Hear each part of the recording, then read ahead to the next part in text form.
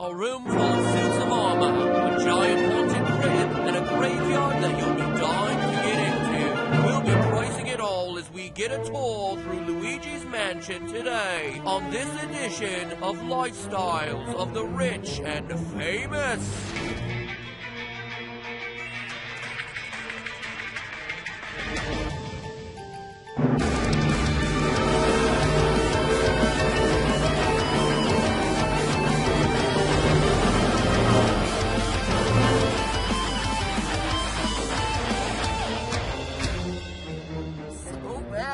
At impressions and accents. Oh, it is embarrassing. Hello, Internet. Welcome to Game Theory, where, first and foremost, where are my notification squad at? Shout out to all those loyal bell ringers. Now, today we're finally doing an episode I planned to do back in October, but then FNAF just had to release a game. Luigi, always being forced to play second fiddle, first to Mario, and now to Mangle. And again, is it really that big of a deal? This is a video covering Luigi's Mansion, a game released over 15 years ago. I'd say the window for relevant hype has sufficiently passed. Or has it? Yeah, it really has, but it is worth noting that last summer Nintendo released a new Luigi's Mansion arcade game exclusive to Japan. It was one that I actually made sure to check out when I was recently over there. Granted, I had zero idea of how to actually play since, you know, Japanese, but brandishing a giant plastic vacuum was pretty awesome. Anyway, this is gonna end up being a long episode, so let's just skip the rest of the intro and cut right to the chase. Random game selection at a random time of year, jokey FNAF reference, episode starts. For those of you unfamiliar with Nintendo's little spin-off series, Luigi's Mansion puts you in the shoes of Mario, secretly a sociopath Mario's overlooked and overshadowed brother, who, through no merit of his own, has just won a mansion in a raffle he never entered. Gotta say, I am a bit jealous since the best thing I've ever won out of a raffle is a pie. But hey, good for him. I celebrate his victories. You know, come to think of it, it wasn't even a good pie. It was key lime, which is like the Waluigi of pies. Sure, if there's nothing else on the table, you're gonna eat it, but you know, if there's an apple pie on that table, you're gonna go for that one first. Anyway, as it turns out, the whole here's a free mansion thing was just a trap put together by King Boo to lure Mario and Co. out into the open and imprison their souls in paintings, as you do. Because in the Mario universe, it's always a painting. Mario gets himself caught, Luigi has to strap on his big boy pants, grab the nearest dustbuster, and alternatively suck and blow his way straight to the top of the mansion. It's basically the plot of Resident Evil, if the protagonist were an antiquated racial stereotype of Italian immigrants instead of a poorly voiced bundle of polygons. What?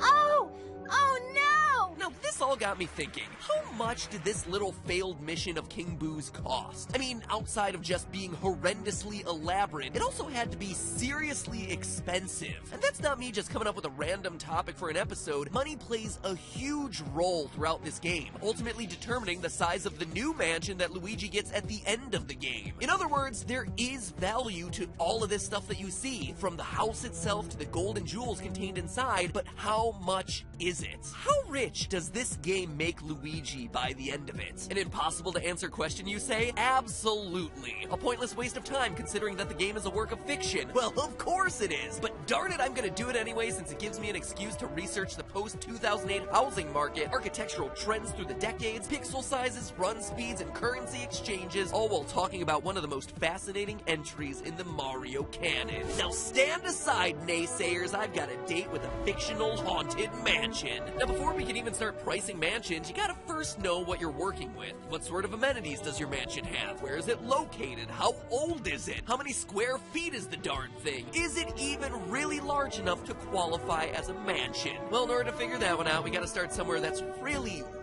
counterintuitive, Luigi's Heights. Because as all you loyal theorists know by now, in the cartoonishly misproportioned world of the Mario universe, it's hard to tell exactly what size anything is. As over the last 5 years of this show, I've calculated and recalculated Mario's height no less than 4 times based on varying pieces of evidence, coming up with some pretty wonky results at times, like the fact that Wario is 10 foot tall, or 304 centimeters, which was supported by the math, just not by any sort of known logic. Anyway, the standard we settled on in the Mario at the Olympics video was that Mario is and forever shall be 155 centimeters or 5 foot 1 inches tall. Doing some simple pixel measurements from there, it means that Luigi is 175 centimeters or 5 foot 8.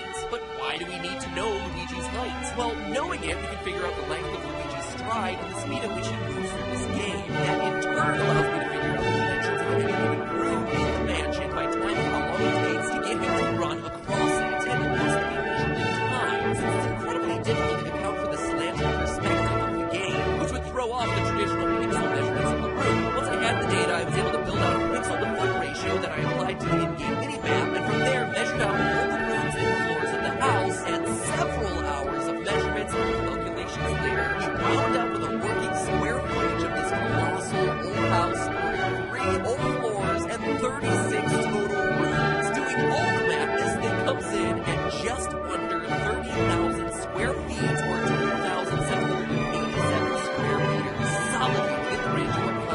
mansion, which is considered a meager 8,000 square feet, 743 square meters. Just to give you an idea of exactly how large Luigi's mansion is, here's a picture of Mark Wahlberg's mansion, which is the exact same size. And I use the word mansion loosely because it's not just a mansion, it is a mega mansion. It's about half the size of the White House, or half the size of a football field. And remember, we're talking about the square footage of the house, which, if you've never had the mixed joy and stress of buying a house, is the measure of the finished floors of the home. It's not including the amount of land around the house, or any unfinished attics or basements. So when I say that it's half a football field-sized house, I mean that the rooms alone, when laid together, would be the size of half a football field. And sure, those houses are crazy big, but if you want an extreme example of what a 30,000 square foot residence looks like, look no further than our dear President Donald Trump, who actually has a 30,000 square foot apartment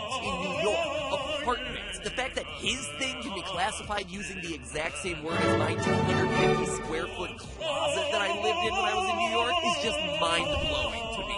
This is a New York apartment. This is just insane. Now, as you can imagine, the prices of a home this size are going to vary quite a bit. Trump's penthouse, for example, is valued at $100 million, but that's also in New York City right alongside Central Park. It also happens to be covered in enough gold to stuff Bowser's train bonus level. So his might not be the best example to follow. Looking around more, I found that 30,000 square foot mansions cover the entire United States, ranging on average between $2 million and $20 million. So, where does that leave us? Well, unfortunately, you can't just plug video game mansions into Zillow and get a magical value spat back into your lap. So, we're gonna need a little bit more research for this one. First, we have to figure out what kind of house we're looking at. You see, most of the priciest mansions on the market these days are modern constructions with modern amenities, neo-futuristic superhouses. When shopping for mansions, or any house, really, you need to be aware of how old the house is. Newer homes are always gonna cost you a bit more since everything is fresh enough to go. Now, obviously, this is not the kind of mansion that Luigi finds himself trapped in during his quest to rescue Mario, but to determine the range of prices this house would be operating in, we need to determine just how old it is. And this is actually a really fun question. Fun, of course, if you're a nerd like me who left over analyzing in-game details that the developers did, because Nintendo was super smart and left little design details that allow us to pinpoint the exact time period when this house would have been built. You see, architecture is not bad. It's the design patterns, shapes, and overall layouts all have trends based on their time period, calling in and out of fashion throughout the years, just like Jenko jeans and snap bracelets. Seriously though, Jenko jeans, you can shove your whole head in that pant leg. What were we thinking? So just how old of a house is this old house? Well, to pinpoint what era it would have been built in, we have to look at the design details. And without even going inside, there's a lot of clues that can help us. First off, check out that roof. That style of steep sloping roof with windows peeking through where the roof is around the sides of the building, that's known as a mansard roof. You see it a lot in Europe, especially in very historical cities like Paris. But let's not stop there. Looking at the overall layout of the mansion will give us a clue as to how it was built. The mansion is really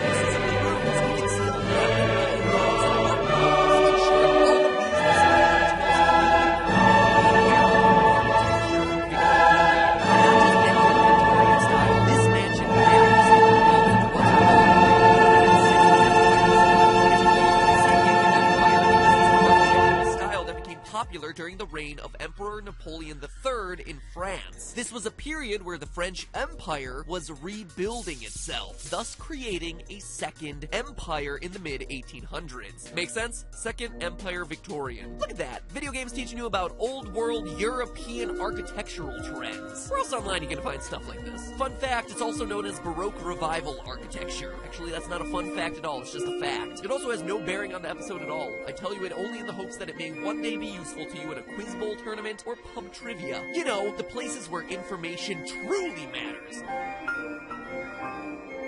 Anyway, second era houses, even huge ones, are surprisingly cheap as far as mansions go. But don't you go running for those loan applications just yet. They're affordable because they generally require huge modernization investments, including rewiring absolutely everything, reinforcing the foundation and just generally making sure that the darn thing doesn't pile of dust. Plus, they have practically no insulation to speak of and are going to be drafty as all get out.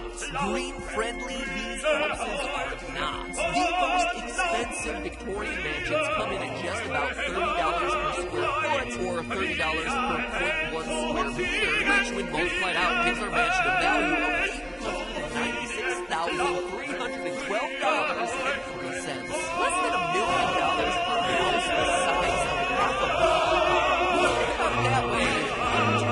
Remember, this is just like a shell of the house. Mansion might not want to have furniture. You still gotta be chandeliers, and this is a fun fact. Would cost over $70,000 to get rid of if you wanted to legally relocate the human remains. Notice, though, that I said legally.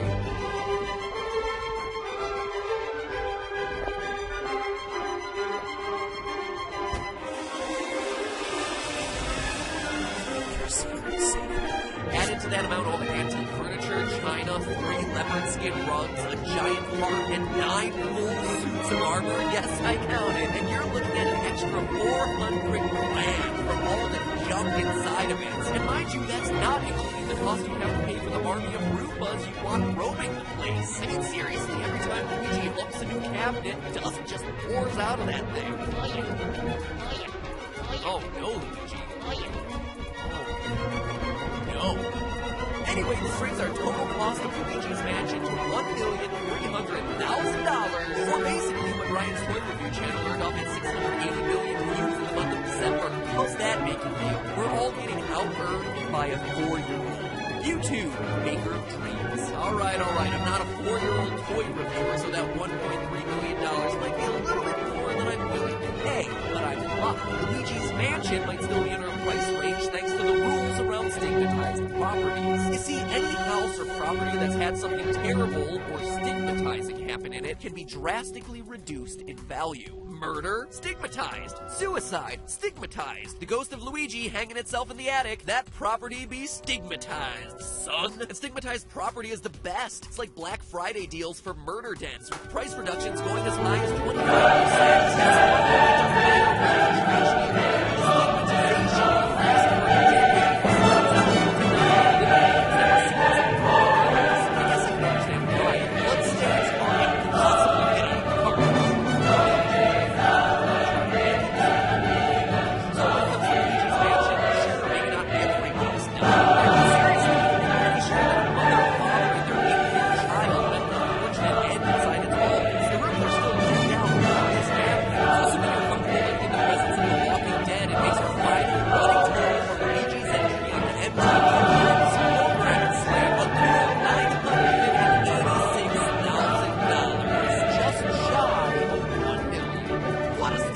So Luigi becoming the owner of his own mansion isn't going to quite make him as well off as you might expect. Or does it?